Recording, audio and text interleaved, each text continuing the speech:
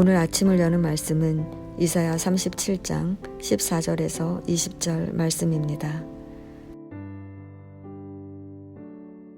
히스기야가 그 사자들의 손에서 글을 받아보고 여호와의 전에 올라가서 그 글을 여호와 앞에 펴놓고 여호와께 기도하여 이르되 그룹 사이에 계신 이스라엘 하나님 만군의 여호와여, 주는 천하만국의 유일하신 하나님이시라. 주께서 천지를 만드셨나이다. 여호와여, 귀를 기울여 들으시옵소서. 여호와여, 눈을 뜨고 보시옵소서. 산헤립이 사람을 보내어 살아계시는 하나님을 회방한 모든 말을 들으시옵소서. 여호와여, 아수르 왕들이 과연 열국과 그들의 땅을 황폐하게 하였고 그들의 신들을 불에 던졌사오나 그들은 신이 아니라 사람의 손으로 만든 것일 뿐이요 나무와 돌이라. 그러므로 멸망을 당하였나이다. 우리 하나님 여호와여, 이제 우리를 그의 손에서 구원하사 천하만국이 주만이 여호와이신 줄을 알게 하옵소서 하니라. 아멘. 이사야 37장은 아수르가 유다를 협박하는 위기 상황에서 하나님께 나아가 기도했던 히스기야의 기도와 그에 대한 하나님의 응답을 기록하고 있습니다. 36장에서 아수르의 군대 장관 랍사게는 이스라엘 백성들에게 다른 신들도 자기 나라들을 지키지 못했듯이 여호와도 예루살렘과 그 백성을 구원하지 못할 것이라며 여호와를 신뢰하라는 히스기야의 말을 듣지 말고 아수르 왕의 말을 들으라고 회유합니다. 신하들을 통해 랍사게의 협박과 회유의 말을 들은 히스기야는 옷을 찢고 굵은 베옷을 입었습니다. 이는 깊은 슬픔과 절망을 표현하는 행동으로 히스기야가 얼마나 낙심하고 있는지를 잘 보여주는 것입니다. 히스기야는 오늘이 환난과 책벌과 능욕의 날이라고 말합니다.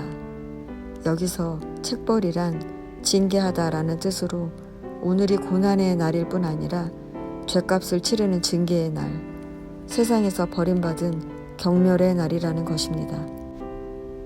이 말은 히스기야가 과거에 하나님을 의지하지 않고 아수르에게 조공을 바쳐 위기를 모면하려 했던 것과 애굽의 도움을 요청하려 했던 것 때문에 지금 이방 민족에게 능욕을 당하고 있다는 것입니다. 그래서 히스기야는 마치 아기를 낳을 때가 되었지만 낳을 힘이 없는 산모와 같이 스스로의 힘으로는 위기를 벗어날 수 없다고 고백하는 것입니다. 그러나 히스기야는 이렇게 절망에만 빠져 있지 않았습니다. 그는 여호와의 전으로 나아갔습니다. 그는 위기의 순간에 하나님을 찾았을 뿐 아니라 신하들을 이사야에게로 보내 기도를 요청했습니다. 그러자 하나님은 이사야를 통해 즉각적으로 응답하셨습니다. 하나님은 두려워하지 말라라고 말씀하십니다. 하나님은 당신의 영을 아수르 왕에게 두겠다고 하십니다. 그래서 아수르 왕 산헤립이 한 소문을 듣고 두려워하게 될 것이며 고국으로 돌아가 거기서 죽임을 당할 것을 선언하십니다. 실제로 그 소문은 림나에서 전쟁을 치르던 아수르 왕에게 구스왕 디르하가가 전쟁을 준비하고 있다는 것이었습니다. 이러한 애굽의 움직임은 아수르 왕 산헤립에게 큰 부담을 주었기 때문에 그는 소문을 듣자 히스기야를 더 압박했습니다. 그는 사자들을 또다시 보내서 내가 신뢰하는 하나님이 예루살렘이 아수르 왕의 손에 넘어가지 아니하리라 하는 말에 속지 말라고 말하며 하나님을 직접적으로 모욕합니다. 이렇게 아수르 왕 산헤립이 여호와 하나님을 모욕하자 히스기야는 다시 여호와의 전에 올라가서 사자들의 손에서 받은 글을 여호와 앞에 펴놓고 기도합니다. 그는 먼저 하나님만이 천하만국의 유일하신 하나님이시다라고 말합니다. 그는 천지를 만드신 유일하신 하나님께 자신의 기도를 들어달라고, 눈을 뜨고 지금 상황을 봐달라고, 산헤립이 하나님을 모욕하는 모든 말을 들어달라고 간구합니다. 또한 그는 아수르가 의지하는 신은 사람이 만든 것으로 불에 던지면 멸망당할 수밖에 없다고 말합니다. 히스기야는 유일하신 하나님께서 우리를 그들의 손에서 구원하셔서 천하 만국이 주만이 여호와이신 줄을 알게 해달라고 간구합니다. 하나님은 이사야를 통해 오직 하나님을 바라보며 기도한 히스기야를 칭찬하십니다. 그리고 하나님은 당신을 조롱하며 멸시했던 교만한 사내립에게 갈고리로 내 코를 꿰며 재갈을 내 입에 물려 너를 오던 길로 돌아가게 하리라 라며 그에게 주었던 모든 영광을 거두실 것을 말씀하십니다. 아수르는 하루아침에 무너졌습니다. 여호와의 사자가 18만 5천 명의 군사를 하룻밤에 죽였습니다. 사내립은 그 길로 돌아갔고 아들에 의해 죽임을 당하고 맙니다. 성도 여러분, 본문이 우리에게 말하고자 하는 것은 무엇일까요? 위기를 만날 때 하나님께 나아가 간구하라는 것입니다.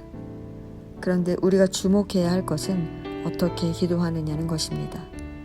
하나님이 기뻐하시는 기도는 오직 하나님만이 유일하신 하나님이심을 고백하는 데서 시작됩니다. 유일하신 하나님이란 하나님만이 나의 삶을 이끌어 가시는 주인이심을 인정하는 것입니다. 이렇게 우리가 하나님을 모든 것의 주인이심을 신뢰하는 기도가 믿음의 기도입니다. 하나님은 믿음의 기도에 응답하십니다. 우리는 단순히 어려움에서 노임받기를 구하는 것이 아니라 하나님의 이름과 영광이 세상에 명명백백하게 나타나기를 구해야 합니다.